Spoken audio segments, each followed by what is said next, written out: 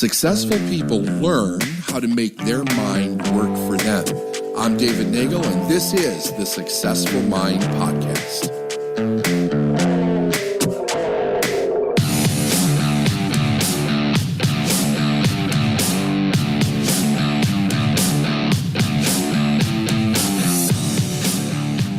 My mind is a center of divine operation. This is from Troward, but I'm teaching out of Your Invisible Power by Geneviève Behrend. She was Troward's only student, and it cost her $20,000, if I remember correctly. The story on how she got to work with him is pretty fascinating story. And $20,000 back in the early 1900s was an enormous amount of money, you know? So anyway, my mind is a center of divine operation. The divine operation is always for expansion and fuller expression.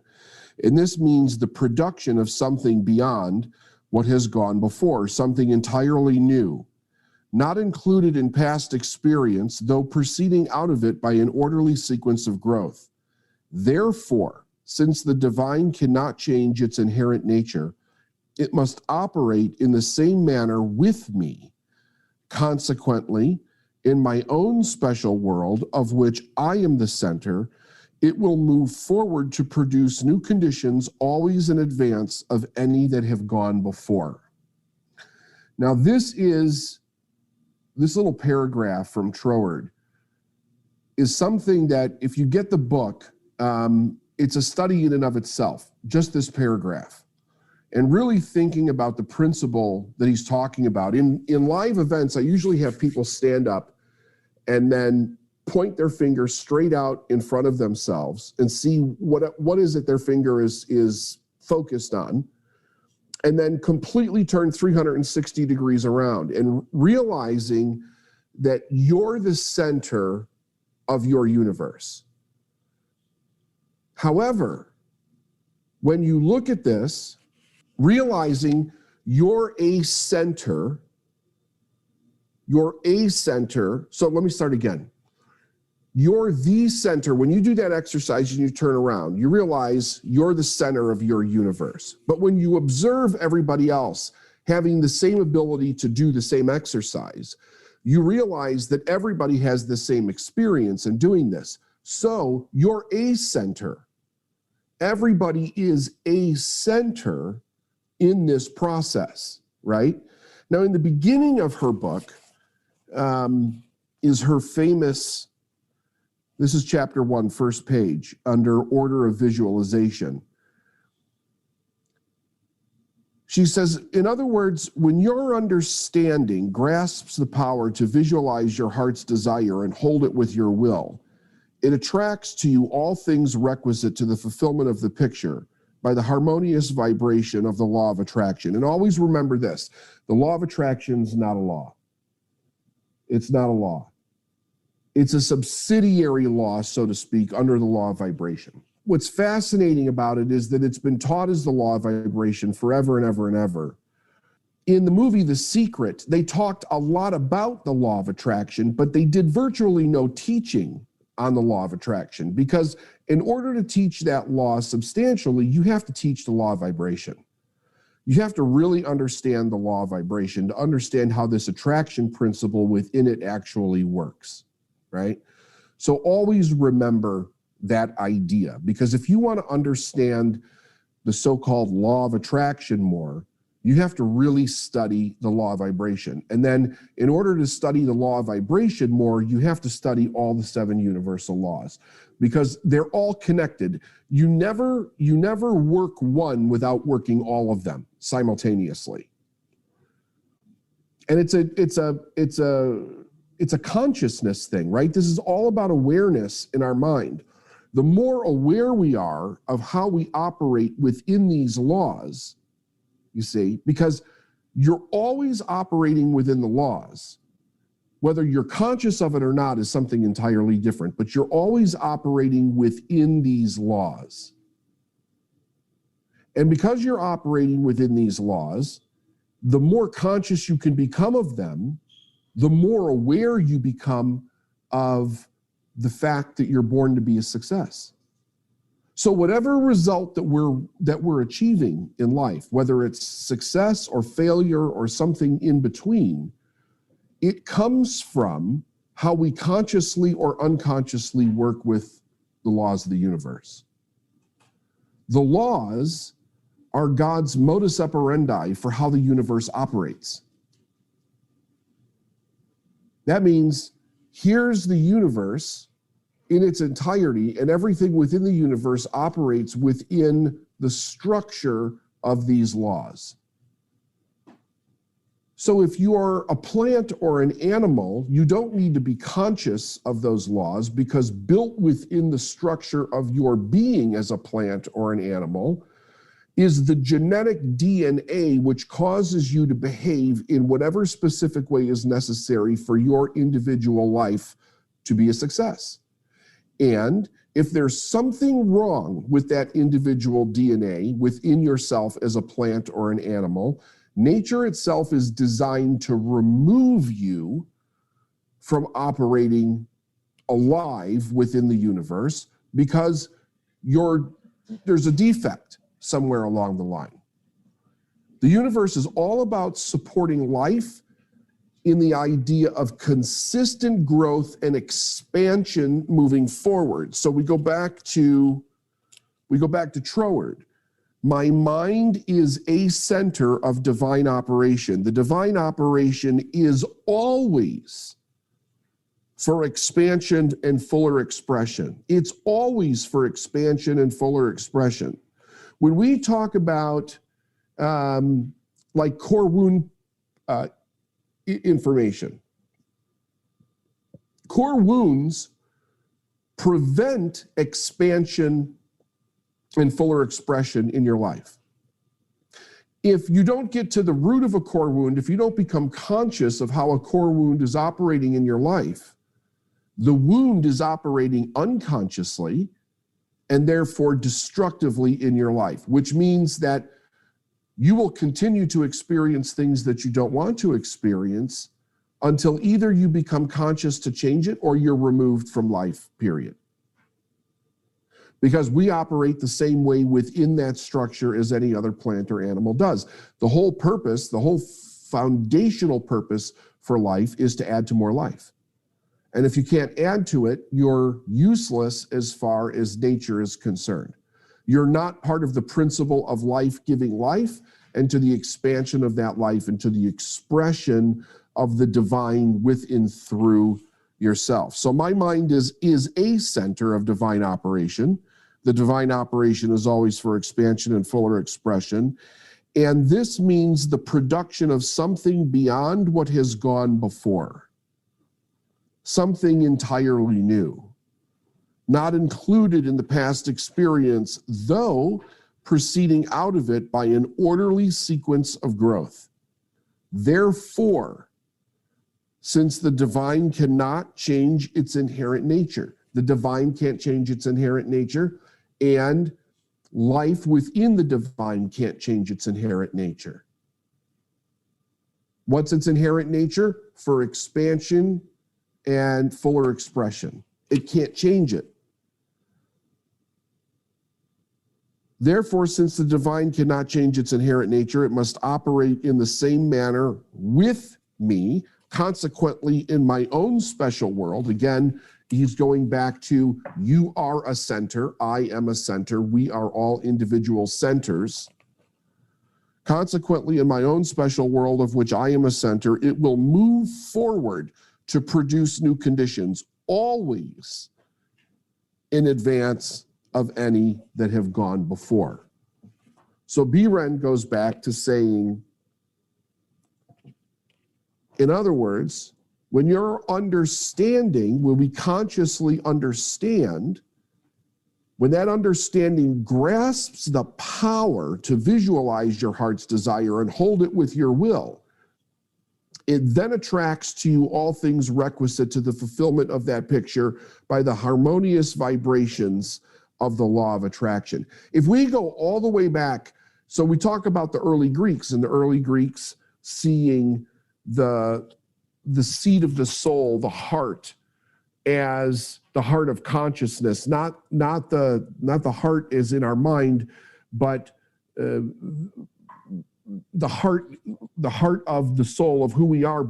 But it was, if you go back to the Egyptians, remember we talked about how the language of the Egyptians was in pictures. And the interesting thing about the pictures that they drew was that not only did it tell you what the object was, but it also indicated what the object could do, right? Different than the word. So the experience of language, insofar as the way that they communicated, had a much different consciousness to it as far as implication than the way that we do it today. The way we do it today is very left-brained. Very left-brained. The early Egyptians were incorporating much more right-brained activity than we do today.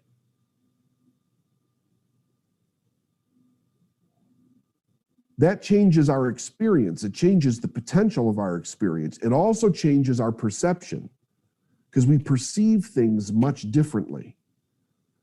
You know, if you think about the Wright brothers in inventing an airplane, the perception of the universe was very different to them than somebody who was looking at an airplane, say, with a mathematical mind. And perception is everything in the mind of the perceiver. But if I can perceive something different than the way somebody else perceives it, because I'm using more of my right-brained potential than my left-brained potential, I can see something based on understanding that most people can't see. Of course, that's where tremendous amounts of ridicule and judgment come in for a lot of individuals. It really depends on what part of the brain is actually observing what it is that we're experiencing. In other words, when your understanding grasps the power to visualize your heart's desire and holds it with your will, it attracts to you all things requisite to the fulfillment of that picture by the harmonious vibrations of the law of attraction. You realize through your understanding that since order is heaven's first law and visualization places things in their natural order, then it must be a heavenly thing to visualize. In other words, it's in harmony with the idea of how God thinks about you, your potential, and your position within the structure of the universe. What do I see? How do I experience that as I begin to understand my position in the universe? If I'm raised in an environment where my desire for self-expression is being squashed by the limited understanding of the people that are raising me, then I'm not able to come from this place of fuller expansion and expression, because what I have to do is I have to follow the patterns and the understanding or lack thereof from my parents or from my religion in many cases. The three things that hold most people back in the misunderstanding, which is God, sex, and money. God, understanding your position, your perception, your power within the universe.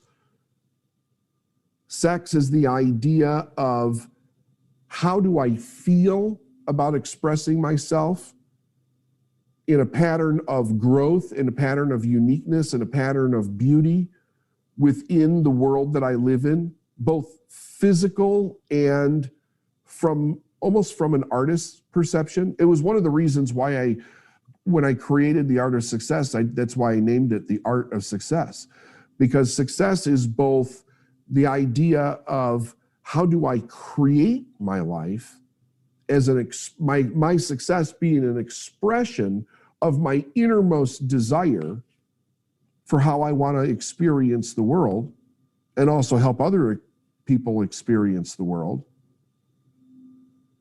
But it's also this pattern advancement of what am I going to create to move forward, and how am I going to think about that? How am I going to think about that process? If I'm taught that the dreaming, the fantasizing, the heart's desire, the things that I want to create and how I want to experience, if I'm taught that those things are wrong, I've got a big problem. Because on one hand, I feel the desire to express and expand, which generally causes my imagination to go like fully lit up because I start to see what it is that I want. But then I've got a value conflict, which is everything that I'm being taught is actually wrong. I can't do that. The Wright brothers' father was a minister that told them that they were going to go to hell just for saying that they could fly, for entertaining the question. It's very interesting how we get shut down by other people and the age in which it happens and how it determines the quality of our success as we move forward, because everybody's born to be a success. In the conscious uses of the universal power to reproduce your own desires in physical form, 3 facts should be borne into mind. First, all space is filled with a creative power. All the knowledge that ever was or ever will be is 100% present in all places at the same time. All spaces are filled with this knowledge and this power. The knowledge that the answer is there, the power that the potential for that answer can be manifested to move you and anything that you think about, that you hold with the will of your mind to actually move forward. Second, the creative power is amenable to suggestion. Now, this is something that we haven't talked about in too much depth, but I'm going to start to be going into it a little bit more. The power of suggestion is extraordinary in how you use it for yourself and how you use it with everybody else in your life. The subconscious mind is very open to suggestion. And it will pick up on suggestion. If you drop that little seed into the consciousness, it will begin to plant itself and take hold and take root and begin to manifest in your life. The other thing that's interesting about this is that if you're working with somebody who seriously wants to make significant change in their life, if you just give them a little bit of suggestion based on what they want, if you plant that seed, if you just drop it into their consciousness, this thing will begin to take over and it'll begin to grow like nobody's business. When I do live events and I say to a large audience, how would your life change if like that, your annual income became your monthly income? That's a suggestion. That is dropping a suggestion into the mind of that audience. What's so powerful about it is that the suggestion is based on something that I know that they already want, and things that are very specific to them without even having to know them. Number one, how much they make on an annual basis. Everybody has an annual income. I don't need to know what it is to help them by giving them a suggestion. Number two, I know that their life would be significantly different if their annual income became their monthly income. And I also know that it would blow their minds if they could actually do it this month. So I'm taking things that I know about them without ever having to know the specifics of what that looks like in their life. And if I plant that suggestion correctly, their mind will take over and it will build a beautiful picture in their life. That's the power of suggestion. The other thing that it will tend to do is it is going to form based on their desire for wanting that kind of a change in their life. I don't have to be the one to desire it. They already desire it. So I'm working with the subconscious desires, the heart desires, the wishes and the wants that they already have within them. When you follow the compassionate conversion, you're working with suggestion. You're talking to people about things that they already want. That's one of the reasons why the idea of asking questions in that process is so important, because it's calling up the things that they already desire within inside themselves. You don't have to do anything. All you have to do is open that door for them, and their mind will start to go down the road.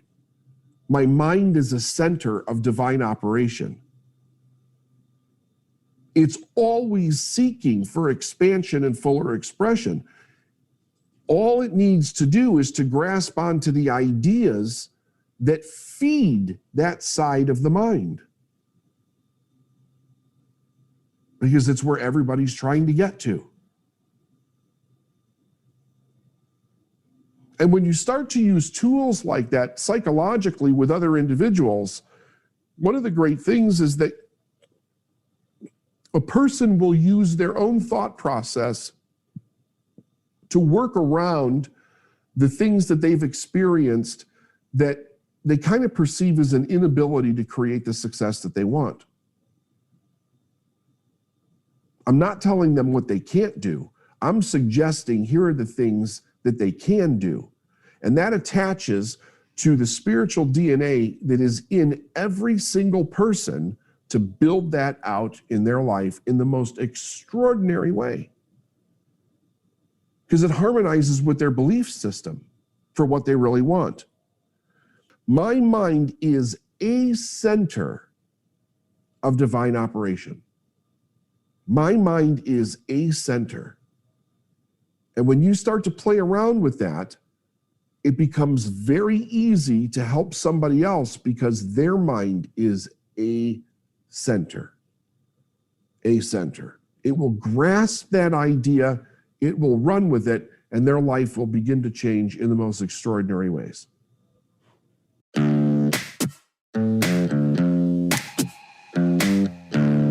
Thanks for listening to the Successful Mind podcast. And if you like what you heard and you want to know more, go to davidnagel.com/free stuff.